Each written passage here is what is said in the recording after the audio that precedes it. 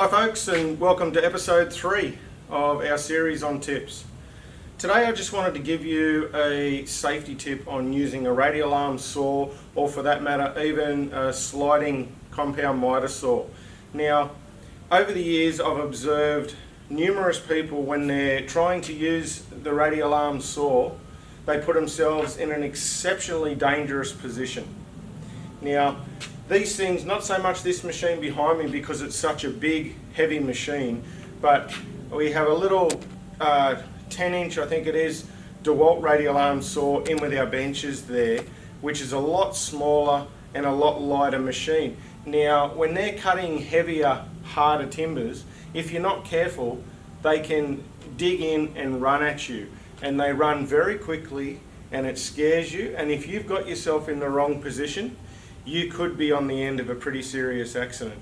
Now, what I want to discuss here is something that I saw on another channel just recently of somebody using, theirs was a sliding miter saw, but as I said, it still applies. Now, the correct way to use these machines, first and foremost, keep your body outside of the travel of the saw.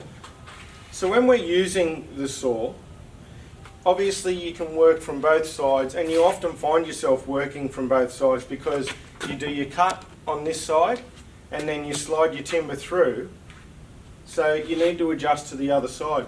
One of the exceptionally dangerous things that I witness people doing a lot is they do their cut through this way, but then instead of moving to the other side of the saw and switching hands and controlling the saw with their opposite hand, they keep their normal hand on, so it positions themselves literally right in front of the saw, and they're using their opposite hand to hold the timber.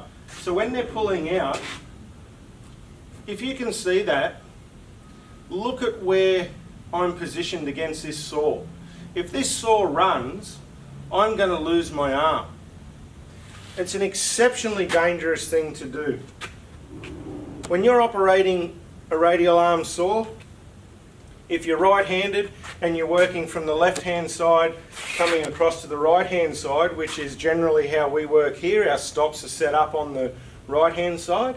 So we come through, we dock a square end like that, then we move across and we dock to length like that. At no time are we standing in front of the saw, but our bodies are well clear no matter which side we're working on. Now, you need to get this into your head. Do not be in front of the saw and never cross over.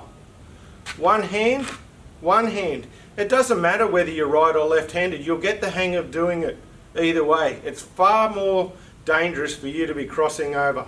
So, episode 3, tip for the day, don't cross over on a radial arm saw.